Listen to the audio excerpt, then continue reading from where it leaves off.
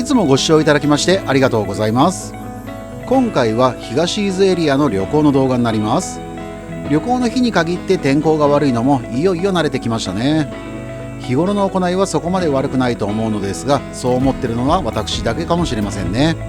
そして今回の旅行ですが、10月末に行った時のものとなります。この動画が少しでもあなたの参考になればと思い作成しておりますので、今回行く場所がどんなところか気になる方や、いつも見てる動画も全部見ちゃったし、しゃあねえから暇つぶしにこいつの動画でも見てやるかという方も、もしかしたら面白い部分もあるかもしれませんので、ぜひ最後までご覧いただけたら嬉しいです。そういえばおかげさまで少しずつですが登録者様も増えてきたことで、温かい応援コメントなども増えてきて、動画を作るモチベーションアップにつながっております。今後もあなたにとって有益になるような動画が作れるよう頑張りますので、今後も応援よろしくお願いいたします。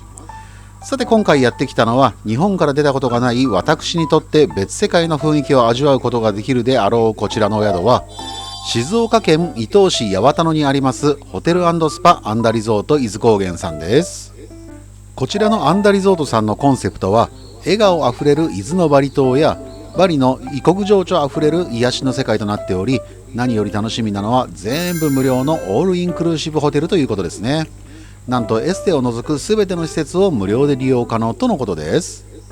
人生初のオールインクルーシブホテルということもあり、食べ飲み放題はもちろんエステ以外の全ての施設を無料で使えるとか最高すぎですよね。調子に乗って飲みすぎてヘベレケになり動画も3分で終了なんてことにはなっておりませんので、参考までに最後までゆっくりとお楽しみくださいませ。それでは行ってみましょう。お世話になります。館内に入ると独特なお香の香りがすごいです。バリというかアジア風の雑貨屋さんでも似たような香りがしてた気がします。見た目、香りと雰囲気作りが徹底されてます。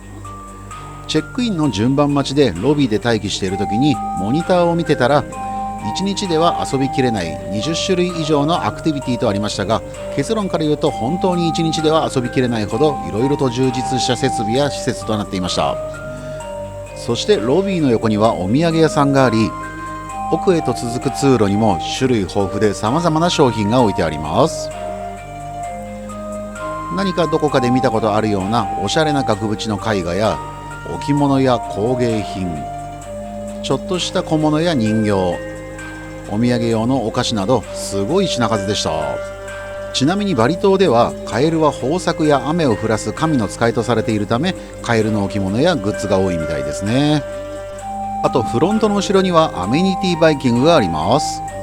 リラックスボールにアルコール除菌シート、メガネやスマホクリーナーにピーリングジェルやヘアオイルにジェルワックス、アヒルスポンジに足指パッド、ヘアクリップにフェイスマスク、あとハロウィンの時期だったのでタトゥーシールなんかもありました。あと1人1着の貸し出し用のサムエもあり、サイズや色も種類豊富にありました。それでは受付も完了したのでお部屋に行きたいと思います。今回はこちらの本館の2階にありますバリ風洋室を予約してみました。お部屋に入ると扉が2つあり、左側が部屋の扉、こちらの右側がトイレとお風呂になります。まずはお部屋の方から見てみましょう。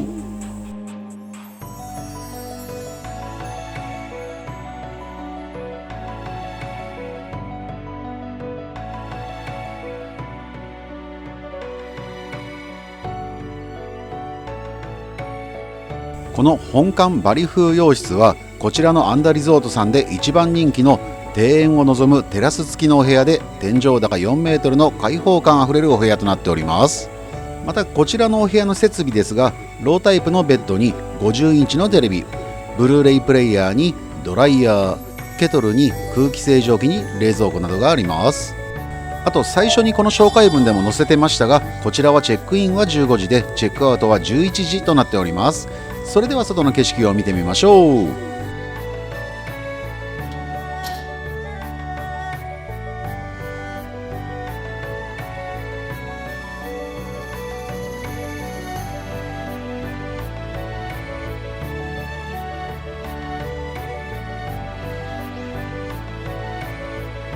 まさに大自然の大パノラマといった感じですね。天候が良ければより最高だったんですけどね、こればっかりは仕方がないです。続いてはお風呂とトイレを見てみましょう。こちらはお風呂とトイレと洗面台が一緒になった3点ユニットバスになっております。ちなみにアメニティはシャンプー、コンディショナー、ボディーソープ、メイク落とし、洗顔料、化粧水、乳液、歯ブラシ、ヘアブラシ、カミソリ、ヘアゴム、コットン、綿棒、ボディタオルなどがあります。続いてはマップでこちらの施設を見てみましょう。こちらのアンダリゾートには今いる本館に加え3つの大きな別館のアンダピング、バトゥール、ロンボックがあります。また広い敷地内には数多くの個性豊かな貸し切り露天風呂やアクティビティ、決まった時間に楽しむことができるスポットなどがたくさん用意されています。またいろいろと楽しめる場所も大きく4つの種類があり、仲間と楽しむアクティブ派や3世代やファミリーで楽しい思い出派、常連様におすすめの新しいアンダ習慣や毎日お疲れの癒し派などがあります。続いては宿泊者への案内です。夕食はコース料理で1部2部の入れ替え制となっています。朝食はビュッフェ形式で7時半から9時半に入場し10時まで食事をいただくことができます。その他カラオケや足湯、エッセフィッシュ、夜はバータイムとしてビュッフェ形式のお夜食や星空バーベキューにスポーツバータイムなどがあり、予約制の朝ヨガやチャペルでの記念撮影に焼きマシュマロやランタン作りなどがあります。また受付時に宝くじがもらえました。当選者にはアンダグループの宿泊券や岩盤浴の招待券、カエルサブレなどがもらえます。もし当選しなくても有効期間内であればこのチケットが3000円の割引券として使用できるようです。またこのようなオリジナルのイベントやゲームもあり、これは施設内の4匹のカエルをカメラで撮ることができれば素敵なプレゼントがもらえるようです。こういうのいいですよね。それでは施設内を見に行こうと思います。すべて無料の種類が多すぎてどこから行こうか迷っちゃいますが、やはりまずはお酒ですかね。正直食べ飲み放題ぐらいの感覚で来てますからね。まさかこんなに遊べる場所があるとは思いもしませんでした。部屋を出て通路を歩いていると、まずは濡れない足湯&漫画コーナーがありました。暇つぶしには良さそうですが、いきなり足止めを食らうわけにはいかないので、とりあえずここは華麗にスルーします。漫画コーナーの先には昔のゲームコーナーがありました。今こんなゲームがあるんですね。この小さい本体にいろいろなゲームが入ってるみたいです。写真だとゲームの小ささが伝わりにくいですが、手に持つとこんな感じになってます。私も成長したなぁと。んなわけないですよね。懐かしの18金ゲームを発見したのでちょっとだけやってみます。名前は竹がないのでマルチオでいいかな。18金の理由はこのような暴力性があるからではないです。ちょっとお見せしますね。対戦相手の名前は596山でご苦労さん。いいネーミングだ。かかってこい。このゲームをやったことあるという方ならもう察してるかもしれませんが、このゲーム相手にとある順序で攻撃すると相手の体力を減らすことなくご苦労さんと相手を自ら負けさせることができます。今では考えられない演出ですよね。こういうしょうもないことは何十年経っても覚えてるから不思議ですよね。ちなみに決まり手はもろ出しです。人通りの多い通路でもろ出しばかりしてると通報されそうなのでちゃっちゃと次に行きます。そもそもこんなことしてる場合じゃなかったです。お酒を求めて通路から出てアンダピングという別館に行きます。客室を抜けるとまずはケロフィールドというゲーム施設がありました。室内にはいろんなミニゲームがあり、飲み物あったと思ったらこれはソフトドリンクですね。別館のアンダピングの奥にお酒が置いてあると聞いたのですが、どうやらこの部屋は違ったようです。続いてのお部屋は卓球台がありますが、どうやらキッズスペースのようですね。さすがにここでプロさながらのさあやっちょれいなんて言って卓球してたらドン引きどころか通報されそうなのでおとなしく退出します。話に聞いてた奥とはどうやらこの突き当たりのようです。通路は吹き抜けとなっており、下を見るとラウンジとマシュマロ焼きスペースがありました。お酒が飲める施設の手前にはカラオケがあります。まだこの時間は利用者がいないようなので後で寄ってみたいと思います。そしてようやく到着。なんかスポーツバー的な雰囲気です。カフェ&バースコール、10時から24時まで開いており、21時45分から22時45分には夜食も提供してくれるようです。そしてここでのアルコールやソフトドリンクは先ほどのカラオケルームには持ち込み OK とのこと。それではお楽しみのお酒タイムですね。お酒の種類も豊富にあり、お酒好きにはたまらん施設ですよ。ちなみにここにある飲み物はソフトドリンクはもちろん生ビール、ウォッカ、スピリッツ、ジン、ウイスキー、リキュール、ワインとソフトドリンクと掛け合わせたらオリジナルカクテルなんかも作れちゃいますね。それではまずは生ビールからいただきたいと思います。これでグラスが冷えてたら最高ですが、まあしゃあないですね。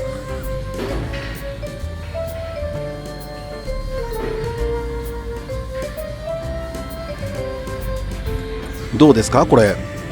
ビールマイスターもびっくりな完璧な黄金比じゃないですか。それではお疲れ様です。乾杯。その後はいろいろなお酒を飲みながら超下手だけどビリヤードを楽しんだり、この部屋を出たところにある太鼓の達人を久々にやってみたり、お酒を持ち込んでカラオケを楽しんだりしてみました。また先ほどのお酒がある施設のスコールからベランダに出ると綺麗なイルミネーションを見ながらお酒を楽しむこともできます。続いては先ほど通路から見えたコーヒーラウンジに降りてきました。この場所で21時から演奏会が始まるようなので、また後ほど来てみたいと思います。ちなみにここはコーヒーラウンジというネーミングのようですが、コーヒー以外にも生ビール、ハイボールにサワーの提供もありました。続いては最初にいた本館の1階に戻ってきました。こちらの地下には大浴場の他に家族風呂に卓球、ダーツ、マッサージチェアがあるようです。それでは行ってみましょう。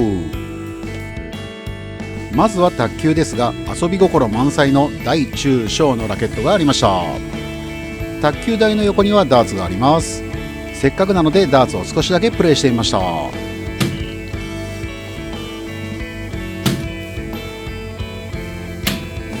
微妙。大浴場の出入り口正面のところにマッサージチェアがあります。夕食前にお風呂を済まそうと大浴場に入ろうと思いましたが、せっかくなので外にある貸し切り露天風呂に行ってみたいと思います。先ほどの地図でいう C のところにあるハラップという原生林の貸し切り露天風呂に来てみました。入り口横にあるランプが点灯中の場合は他の人が入浴中であるという目印になります。それでは行ってみましょう。脱衣所には洗顔料、化粧水、乳液、メイク落としなどアメニティが充実してます。そして露天風呂はこんな感じです。すごい神秘的です。ここ明るい時間帯なら季節により海と大島が見えるみたいですよ。またシャンプー、コンディショナー、ボディーソープなども2種類ずつ用意されており、洗い場もしっかりと確保されております。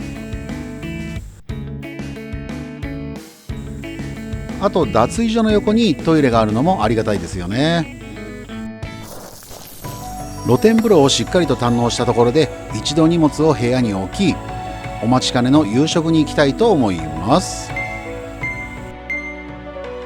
夕食は本館1階のレストランプルシルでいただきます。ここでの夕食は安田料理長特選の創作和洋コースとして、地元直送の新鮮な魚介類や季節の旬な食材を組み合わせたフレンチとジャパニーズの合作コースとのこと。当然飲み物もフリードリンクとなっており、食事に合わせた種類豊富なドリンクを楽しむことができそうです。そして今回の夕食の献立はこんな感じになってます。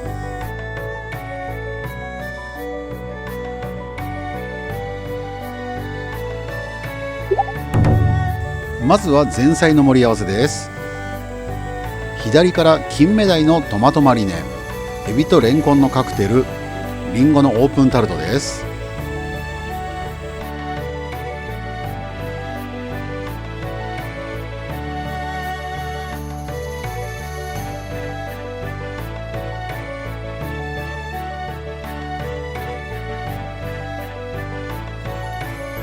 とりあえず生ビールですかね。本日何度目かのお疲れ様です。乾杯。続いては本日の船盛りです。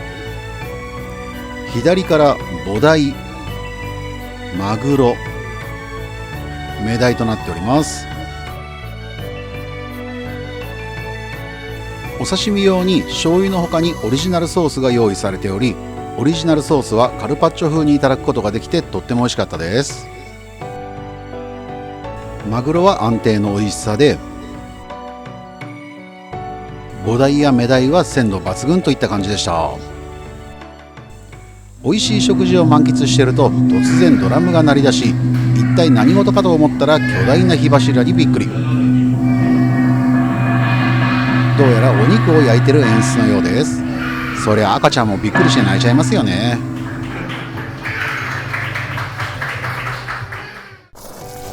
続いてはスタッフさんが焼きたてのパンいかがですかとやってきたので、全種類頂戴しました。病気以外もらえるものは何でもいただきます。ついでにレモンサワーも頂戴しました。続いては秋鮭ときのこのナージュです。このスープとソースの中間ぐらいの濃度のタレにきのこのうまみが溶け込んでとっても美味しいです。先ほどもらったパンとの相性もとても良く、ペロッと食べ終わっちゃいました。秋鮭は脂のりは控えめですが、軽く炙られた皮が香ばしく、このソースによく合います。あと隠れキャラのニョッキももちもちとして美味しかったです。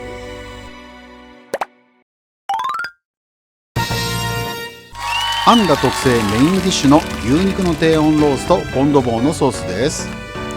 低温でじっくりと火入れをしていることもあり、お肉は予想以上に柔らかく、ソースとの相性も抜群でとっても美味しいです。こんなに美味しい料理があってドリンクは飲み放題ですからね。そりゃお酒も進むってもんです。美味しい料理と美しい景色を堪能してたら、外の看板を見て気づいたのですが、朝食ではこのテラスで食事ができるようです。涼しい時期なら最高ですよね。なんて思ってる矢先に突然サプライズのおめでとうコールが始まります。ご一緒される方を驚かすのに良い演出になりますよ。これであなたの株も大幅アップです。最後はデザートのクレープオマロンです。最初から最後まで美味しい料理に様々な演出があったりと、お腹も心も大満足です。ちなみに先ほどのおめでとう演出の際に手のひらサイズの無料のスタンダードケーキが出るのですが、有料でホールケーキやプリントケーキ、お花やブーケなども注文できるようですよ。たまには大切な人に感謝の気持ちを込めて送ってみてはいかがでしょうか。これで終わりかと思ったら、お肉のおかわりどうですかと言われ、2回もおかわりをもらい、お酒まで頂戴しちゃいました。美味しい食事と楽しい演出に大満足な夕食となりました。一度部屋に戻りゆっくりします。部屋へ戻りゆっくりしようかと思ったのですが、21時から演奏会が始まるため、部屋に戻らずこのまま別館のアンダピングのコーヒーラウンジに移動します。夕食を2部制の2部目にしたのは失敗だったかもしれません。結構時間がカツカツです。はい、到着です。ここで演奏を聴きながらゆっくりしたいと思います。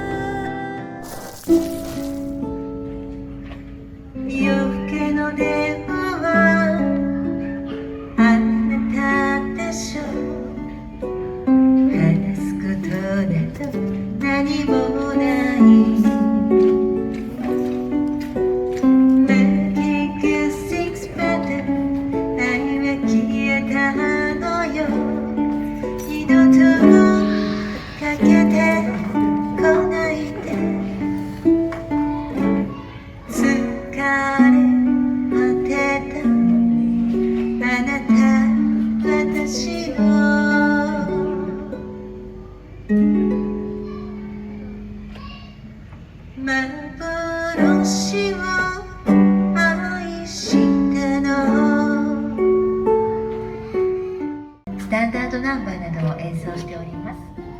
す。静かでゆっくりした曲が多いですので、どうぞ皆様何か飲み物を飲んだり、マシュマロを焼いたりしながら、のんびりごゆっくりお付き合いいただければと思います。お休み前のほんのひととき、ウクレレの柔らかで穏やかな音をお楽しみいただければと思います。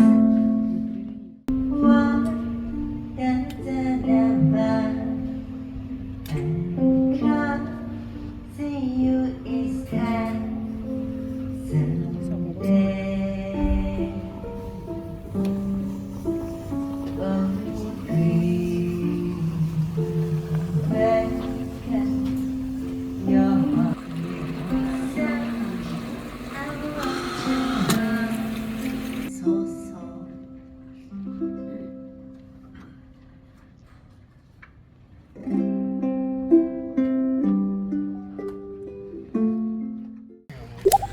やー、ウクレレ演奏会なかなかいいもんでしたよ。そして21時30分からは先ほどのラウンジから外に出たところで星空バーベキューが始まるので早速やってきました。ちなみに先ほどの丸焦げマシュマロですが意外と美味しかったです。ちなみにここではフランクフルトにイカ焼きと団子を頂戴しました。結構遅い時間ですが10月末でもこの日は涼しいぐらいで全然寒くなかったので酔いざましには心地よかったです。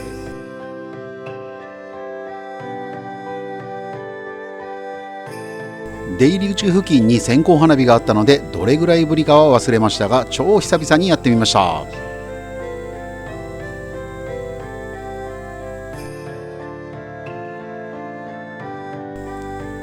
何の面白みもないシーンですね。はい、さようなら。続いては21時45分から先ほどのレストランプルシルでビュッフェ形式のバリナイトタイムが始まるので早速行きたいと思います。こんな感じで行けたら楽なんですけどね。というわけで再度レストランに戻ってきました。それではお夜食をいただきたいと思います。食事中はテーブルにこのカードを置き食べ終わったらカードを裏返して出ていけばいいようです。ちなみにこちらのお夜食&バータイムは23時まで空いており提供する夜食と飲み物は全部で80種類以上あるとのことです。どんなものがあるのか全てではないかもしれませんが一応取りましたのでじっくりとご覧ください。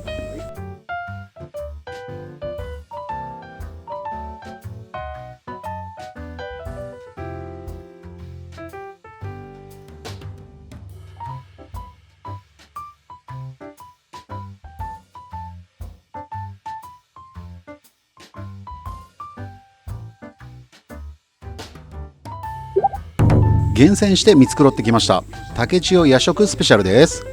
この時間帯に炭水化物ばっかりのこの食事は体に大ダメージ確定のスペシャルセットです。さっきあんなに食べたのにまだ食うかって感じですよね。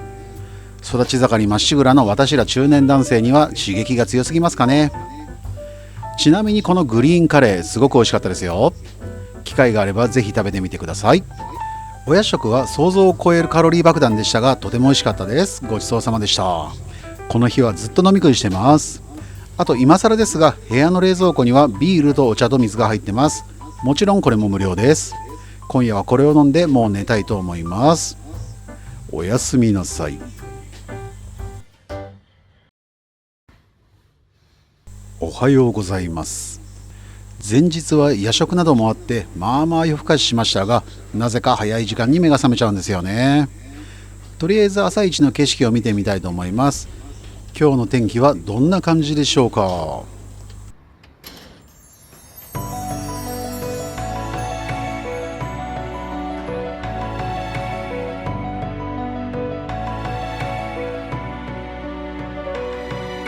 天気動向より予想をはるかに上回る朝焼けの美しさにびっくりです。西伊豆の夕日もいいですが東伊豆エリアの朝焼けも最高ですね。せっかくなので朝日が昇るのを待ち動画と写真を撮ってみました。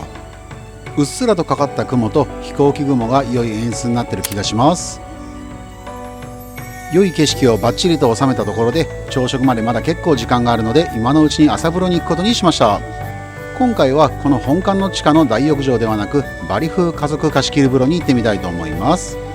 効能などはこんな感じになっております。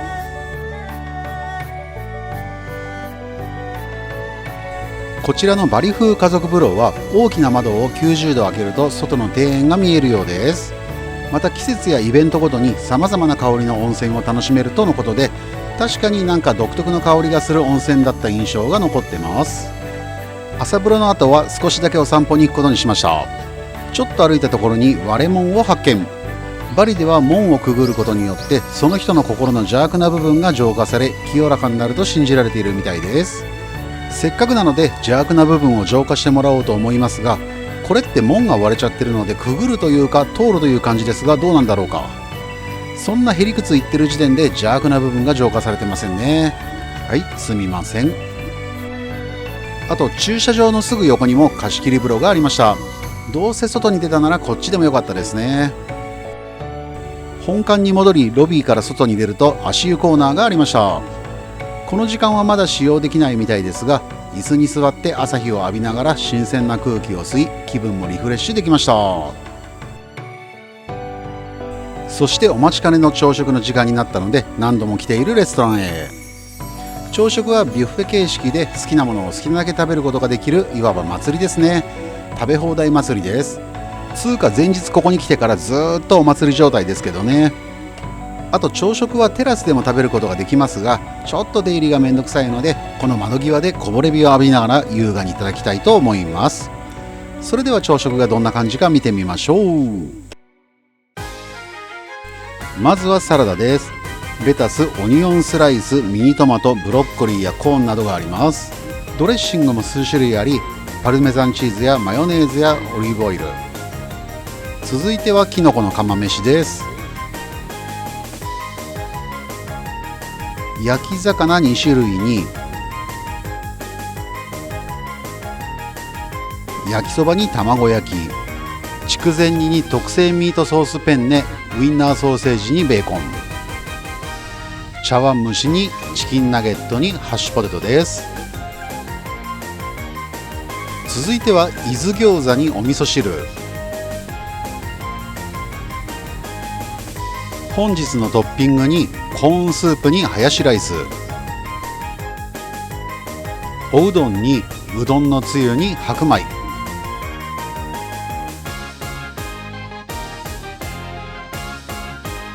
入り口の看板にもあった漁師飯のお刺身の漬けにしらすに大根おろしにとろろ、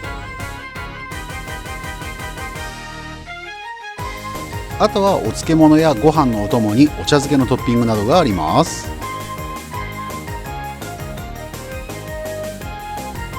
続いてはパンコーナーです。カエルパンケーキ、クロワッサン、チョコパン、リーフパン、ミニ食パンにマカロンやフレッシュジュース、コーヒーにソフトドリンク、ヨーグルト、フルーツにゼリーなどがあります。